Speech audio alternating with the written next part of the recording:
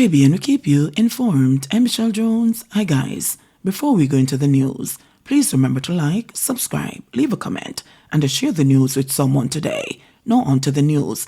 Veteran track and field analyst Hubert Lawrence has died. Women's 100, the best sprint team in history. High quality, chance of a sweep. We wait for the fitness report and Dina Asher-Smith, second in Doha, beat Shelley, Diamond League 2019 and 2021. But away from that, I think it's a fine team, and I think the women are, in the sprints in particular, extremely potent. Are you suggesting that without Dina Asher-Smith, I think so. 1, 2, 3? I think her training reports this year suggest she could be right in the same speed zone as our ladies. If she is, she's experienced, she's at 25 years old, at the peak of her power. If she's 100%, not diminished, not out of the event, that could stop the streak. If she isn't, by a small percentage point, the sweep's possible. The local anti-international track and field community is in mourning and shock following the sudden passing of highly respected athletics journalist and broadcaster Hubert Lawrence. Lawrence is reported to have died peacefully at home sometime on Friday. The veteran scribe, who is considered the encyclopedia of Jamaican track and field, has been a staple in TVJ's track and field coverage of the Olympics, World Championships, and other regional and local meets. Was also a columnist with The Gleaner. Prior to Friday night's shocking news, Lawrence was due to be a member of TVJ's coverage during Saturday's staging of the Gibson McCook Relays. Lawrence got bitten by the track and field bug and started providing commentary 33 years ago in 1991. He has written and co-authored books to include Champs 100 in 2010, The Power and the Glory, Jamaican World Athletics, from World War II to the Diamond League era in 2012, as well as 50 Days of Fire in 2022. Born in 1960, the St. Jago alumnus would have been 64 years old this year. Farmer shot and injured in Bog Walk. The St. Catherine North Police are probing the drive-by gun attack on a farmer in Bog Walk in the parish on Thursday night. It is reported that about 7 p.m., the 32-year-old farmer was near Church Road in Bog Walk when he was shot and injured by occupants of a passing vehicle. He was hit in the abdomen. The injured man was taken to hospital for treatment. Man arrested. Gun and ammo seized during operation in St. James. An intelligence-led operation resulted in the seizure of a gun, several rounds of ammunition, and the arrest of one man in Akitree Lane in Green Pond, St. James on Saturday. Reports are that between the hours of 10 a.m. and 1:30 p.m., members of the Jamaica Constabulary Force and Jamaica Defence Force carried out a search operation at a man's home in Akitree Lane after receiving information that the man allegedly trafficked illegal weapons and ammunition into the country. Police said that during the search of a room, which the suspect occupied on the 5-bedroom house, a 9mm Taurus G3C pistol was found along with 50 9mm cartridges, 2 12-capacity Taurus magazines, and 1 extended Taurus magazine. Additional information found in the man's cell phone suggested that he recently had 4 handguns in his possession and approximately 650 rounds of ammunition, police reported. The man's identity has been withheld pending further investigation. Deliveryman charged for attempted murder and attempted rape of ex-girlfriend. St. Andrew deliveryman, 39-year-old Michael Beresford, has been charged for allegedly stabbing his ex-girlfriend all over her body because she refused his demands for sex. Beresford is booked to appear before the Kingston and St. Andrew Parish Court on Friday, April 26, on charges of attempted murder and attempted rape. Reports from the Halfway Tree Police are that about 12:40 a.m. on Friday, February 2, the woman was at home with Beresford, with whom she previously had a relationship. He reportedly grabbed her and demanded sexual favors.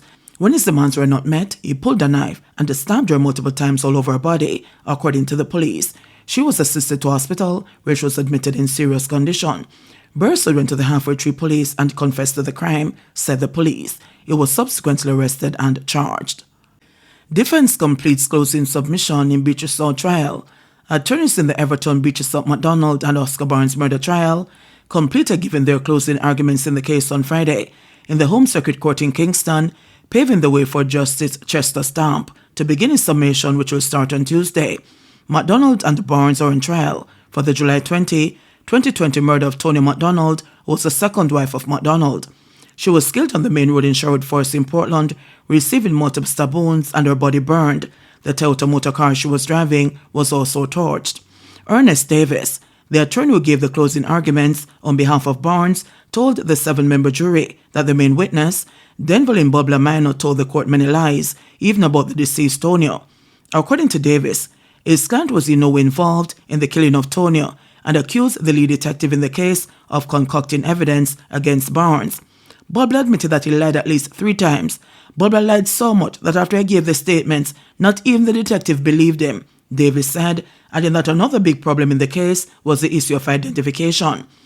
It was revealed early in the trial that Barnes was never taken on an identification parade after being arrested. The police also did not find any incriminating material when they searched his house and also found nothing incriminating otherwise. Davis reiterated that there was no physical evidence linking Barnes to the crime, stating that he was put on trial based on the testimony of a liar and based on an alleged statement the detective said Barnes gave to him, even after being cautioned that he was not obligated to give any statement without his attorney being present. Despite the detective sergeant's claim, Barnes did not stand to the alleged statement, and witnesses who were present at the time did not prepare statements which could corroborate the claims of the lead investigator that certain utterances were actually made.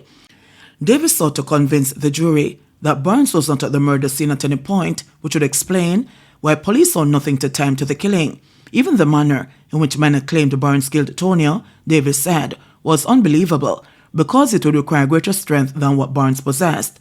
Davis said it was Minor who was solely responsible for Tonya's murder, alluding to the fact that even the way he described the inflicting of the wounds, it would seem like an act he personally carried out. The attorney made the point that on each part of her body where Minor said she was stabbed was confirmed by the autopsy report. Minor admitted in court that he had blood all over his shirt after the murder. His explanation for this was that he got emotional when he realized Tonya, a woman he claimed he had a sexual relationship with, was dead. He said he cried and hugged her while she laid on the ground lifeless, and that was how his shirt got blood on it, he had testified. Davis on Friday appealed to the jury to disregard that story. Minor is currently serving a 19-year 10-month prison sentence for his role in the murder after he confessed to being only the contractor. He said McDonald gave him a $3 million contract to kill Tonya, but he subcontracted the hit to Barnes, who was a stranger to him. His claim is that it was Barnes who murdered the woman all by himself. He took a plea deal with prosecutors and agreed to give evidence against McDonald and Barnes. Christopher Townsend, one of 5 attorneys who represented McDonald, told the jury earlier this week to consider that in just a few years, Minor will be out of prison and would be shopping with them at a mall upon his release, based on the evidence he gave, even after playing such a major role in the killing. NWC removes more illegal water connections in St. Elizabeth. The National Water Commission again had to carry out a major operation to disconnect illegal connections to its supply network in St. Elizabeth, which it has singled out as one of the parishes with a high rate of water theft. In a recent operation in southern St. Elizabeth, the NWC says it discovered a total of 8 illegal 1 to 2-inch connections to its 10-inch Malvern transmission pipeline.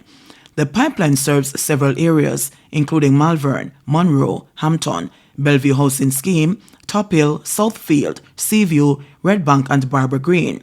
Regional Manager Jermaine Jackson says during checks to a section of the pipeline, less than an hour after the initial operation, the team uncovered 4 newly made illegal connections, those along the cordless trail. 4 lengths of 1-inch pipeline, a pickaxe, and a pipe wrench were removed. Over 100 lengths of illegal pipelines were confiscated, and 1 person was picked up by the Malvern police for questioning. The NWC is urging people to get legally connected to the system and is reminding the public that water theft is a criminal offense that can lead to imprisonment. Farmers in St. Elizabeth have been grappling with low levels of rainfall and drought conditions in recent years. The NWC says its revenue team has been working to stem the practice of some farmers in the parish who are stealing and using water pumped for domestic use to water crops. JBN will keep you informed. Please remember to subscribe, like, share, leave us a comment, and click the notification bell to receive our daily news items.